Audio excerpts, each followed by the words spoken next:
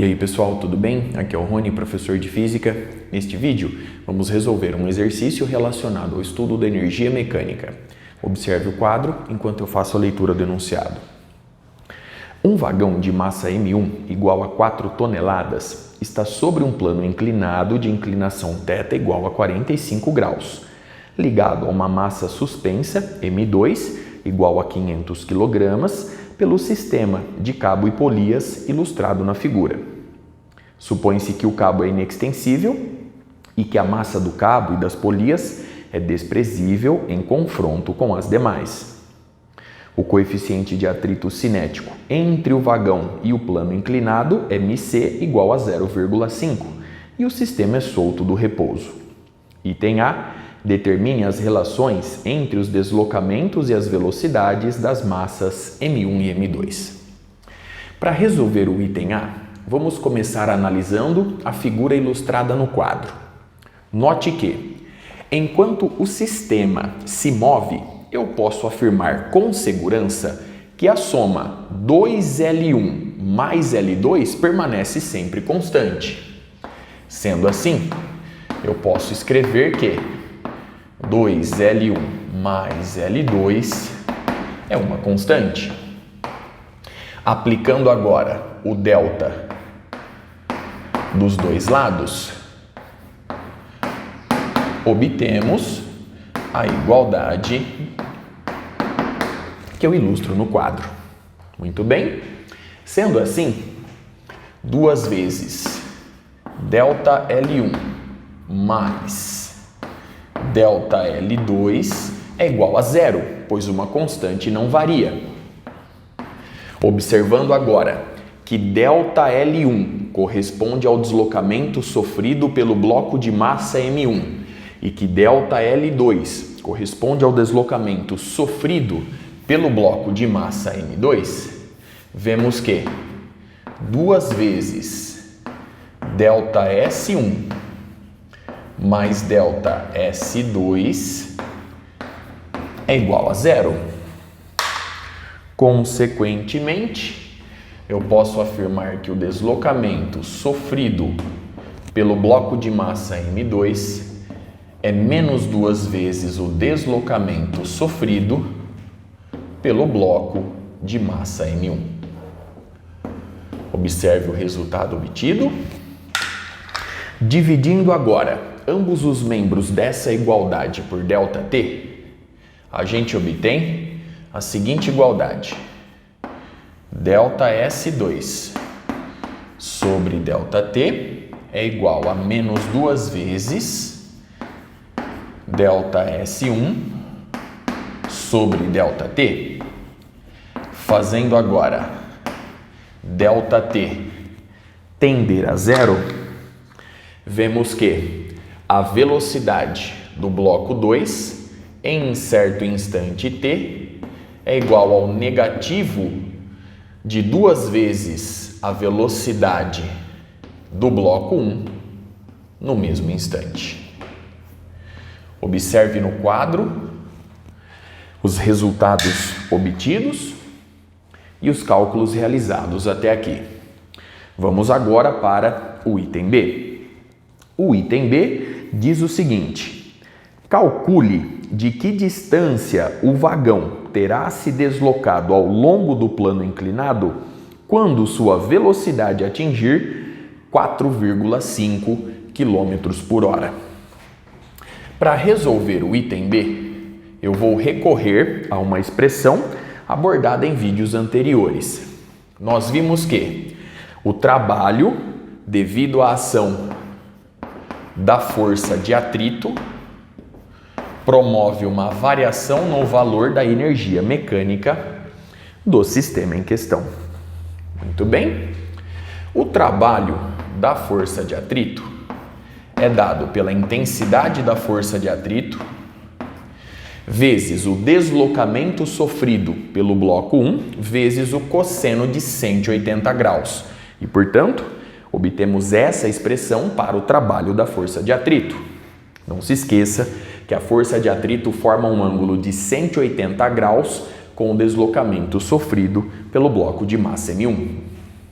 E isso é igual a energia mecânica final menos a energia mecânica inicial. Sendo assim, menos Φ vezes ΔS1 é igual a energia cinética final mais a energia potencial final menos a energia cinética inicial mais a energia potencial inicial.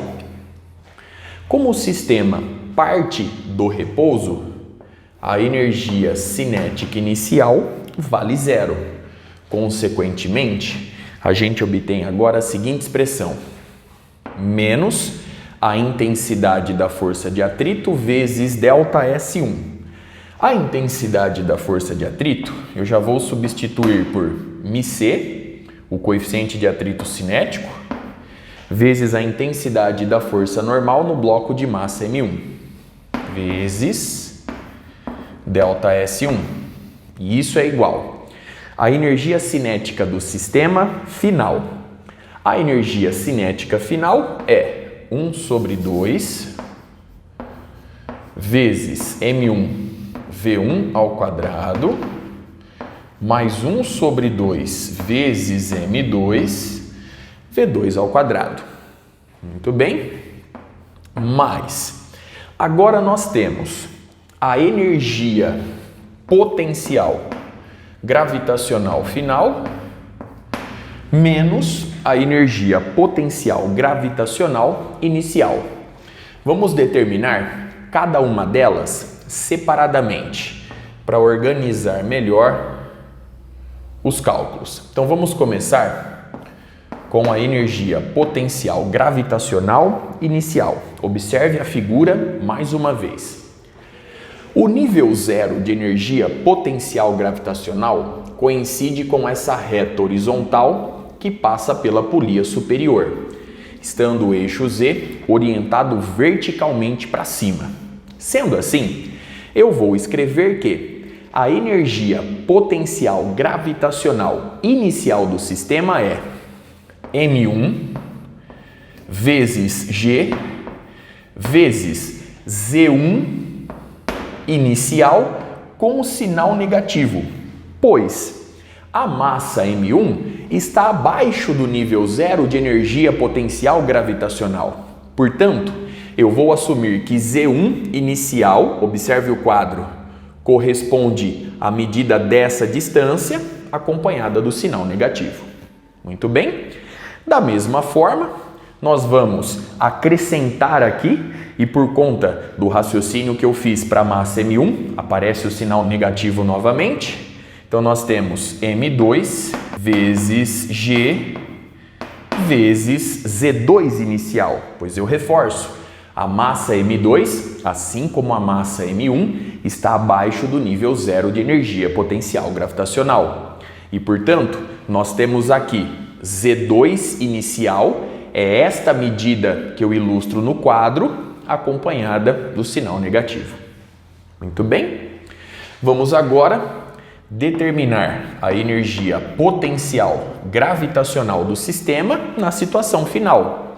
Eu vou simplesmente repetir a expressão trocando Z1 inicial por Z1 final e Z2 inicial por Z2 final. Portanto, menos M1G Z1 na posição final menos M2G vezes Z2 na posição final. Muito bem? Bom, a partir de agora eu vou calcular essa diferença. A energia potencial gravitacional final menos a energia potencial gravitacional inicial fica dada por... Então vamos lá. Eu vou fazer este termo menos este termo. E, portanto, eu vou acabar somando pela regra de sinal. Logo, colocando M1 vezes G em evidência, nós vamos ficar com M1 vezes G, que multiplica Z1 inicial menos Z1 final. mais, pelo mesmo raciocínio, M2G que multiplica Z2 inicial menos Z2 final. Muito bem? Bom, levando este resultado nessa igualdade, a gente obtém a expressão que eu ilustro no quadro. Então, agora, mais M1G que multiplica Z1 inicial menos Z1 final, mais M2 vezes G que multiplica Z2 inicial menos Z2 final.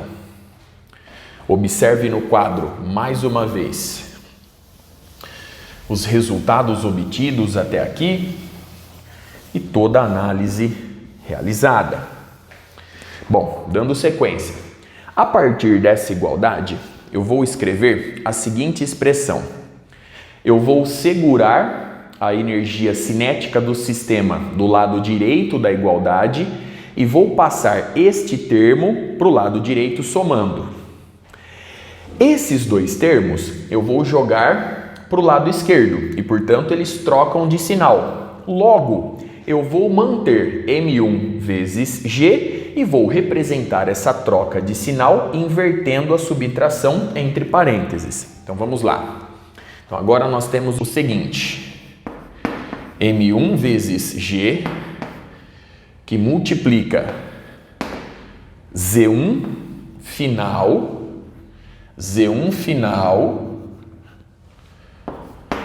menos Z1 inicial mais M2G que multiplica Z2 final menos Z2 inicial. Muito bem? E isso é igual a 1 sobre 2 M1 V1 quadrado mais 1 sobre 2 M2 V2 elevado ao quadrado mais μ cinético vezes delta S1 vezes a intensidade da força normal no bloco de massa M1 é igual à intensidade da componente normal da força peso. Conforme vimos anteriormente, ela é dada por M vezes G vezes o cosseno do ângulo θ. Muito bem? Então, μ cinético vezes delta S1 mais a intensidade da força normal. Somando este termo, obviamente. Muito bem? Observe agora o termo entre parênteses. Z1 final menos Z1 inicial corresponde ao deslocamento sofrido pelo bloco de massa M1 na direção vertical. E, portanto, eu posso relacioná-lo com delta S1 através do seno do ângulo θ. Observe o triângulo retângulo que eu aqui ilustro. Se nós calcularmos o seno de θ, então vamos nesse cantinho aqui, ó. O seno do ângulo θ é igual ao cateto oposto, delta Z1, dividido pela hipotenusa, delta S1. E, portanto, eu vou trocar delta Z1 por delta S1 vezes o seno de θ. E com isso a gente obtém M1 vezes G vezes delta Z1, que é delta S1 vezes o seno de θ, mais M2 vezes G vezes. Observe que Z2 final menos Z2 inicial corresponde ao deslocamento sofrido pelo bloco de massa M2 na direção vertical. E, portanto, delta Z2 representa justamente delta S2. Muito bem? Ilustrando aqui novamente, delta Z1. Portanto, nós temos mais M2 vezes G vezes ΔZ2, que é justamente ΔS2. E isso é igual, vamos lá, a 1 sobre 2 M1 V1 quadrado mais 1 sobre 2 M2 V2 ao quadrado mais μ cinético vezes ΔS1 vezes M1 vezes G vezes o cosseno de θ. A partir daqui, eu posso substituir ΔS2 por menos 2 vezes ΔS1 e V2 por menos 2 vezes V1. Sendo assim, a gente obtém a seguinte igualdade. Então, vamos lá. M1 vezes G vezes o seno de θ vezes ΔS1 mais, observe agora o seguinte, eu vou substituir ΔS2 pelo negativo de 2 vezes ΔS1, portanto, menos M2 vezes G vezes 2 vezes ΔS1. Muito bem? Isso é igual a meio de M1 V1 ao quadrado mais. Observe que V2 é menos 2V1. Portanto, V2 elevado ao quadrado vai nos dar 4V1 ao quadrado. 4 dividido por 2, 2. E, portanto, 2M2 V1 ao quadrado. Muito bem? Mais μ cinético vezes ΔS1 vezes M1 vezes G vezes o cosseno de θ. Enfim, podemos agora substituir os dados fornecidos pelo problema. Então vamos lá. Eu vou antecipar os cálculos para que o vídeo fique um pouco mais rápido. Então, substituindo M1, substituindo G, seno de 45 graus é raiz de 2 sobre 2 e efetuando os cálculos, você vai encontrar no primeiro termo o seguinte valor, 27.718,6. 27.718,6 ΔS1 menos, então vamos lá. Agora nós temos menos 2M2 vezes G vezes ΔS1. Você vai encontrar, substituindo os dados e efetuando os cálculos, menos 9.800 ΔS1. Menos 9.800 ΔS1. E isso é igual. Então, agora nós temos 1 sobre 2 M1 vezes V1 elevado ao quadrado. Convertendo o valor da velocidade para metros por segundo, ou seja, dividindo 4,5 por 3,6, você encontra 1,25 metros por segundo. Substituindo aqui, tome cuidado com isso, o valor de V1 em metros por segundo e efetuando os cálculos, você vai encontrar 3.125 para esse primeiro termo, mais 2M2 V1 ao quadrado. Então vamos lá. 2M2 V1 ao quadrado, 1.562,5 mais o último termo que se refere ao trabalho devido à força de atrito. Aqui no caso o seu valor em módulo, né? Então vamos lá. Nós temos 13.859,3 delta S1. Muito bem? Observe a igualdade obtida a partir dos cálculos realizados. Dando sequência a partir daqui, você vai encontrar a seguinte igualdade: 4.059,3. Então vamos lá.